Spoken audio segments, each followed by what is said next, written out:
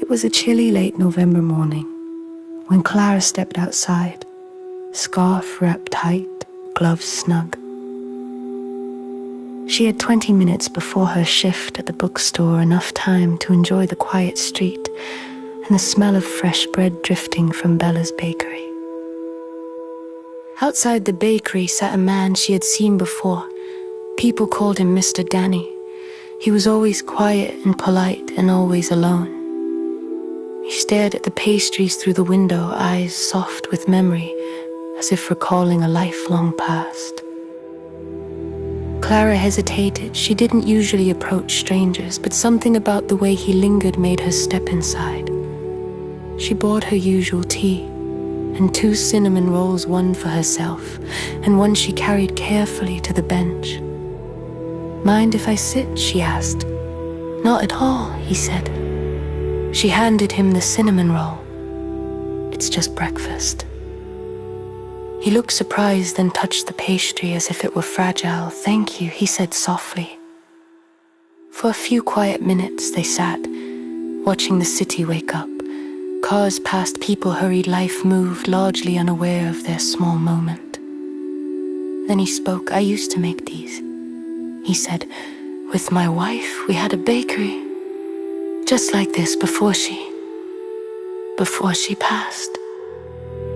Clara nodded, listening, imagining the early mornings, the hum of ovens, the warmth of companionship. "I lost almost everything after she died," he admitted, "but I never lost those mornings." Clara reached into her bag and pulled out a small note. "There's a community center on 5th Street. They help with meals, housing, even jobs. I volunteer there sometimes. Thought you might like it." He looked at it slowly. "You think they'd want someone like me? They'd be lucky to have you," she said. They shared a quiet smile, then Clara left for work, the bench suddenly feeling lighter. For weeks, Mr. Danny was gone. The bench was empty. Clara worried.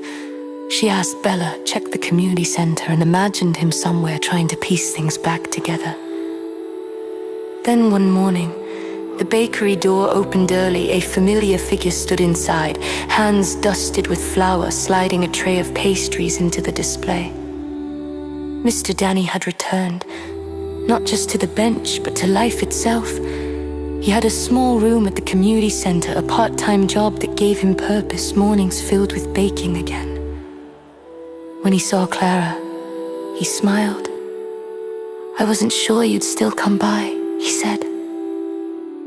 "I thought you were gone," she admitted. "I almost was," he said, "but someone once reminded me that mornings could still belong to me." He pressed a warm cinnamon roll into her hands. Clara sat beside him on the bench, the city waking around them, the bakery behind them, the smell of fresh bread filling the air. The bench hadn't changed, but life had returned to it. Sometimes she realized kindness didn't need to be remembered with plaques or markers. Sometimes it just came back in moments, in gestures, in the quiet company of someone who had once been lonely. And that was enough.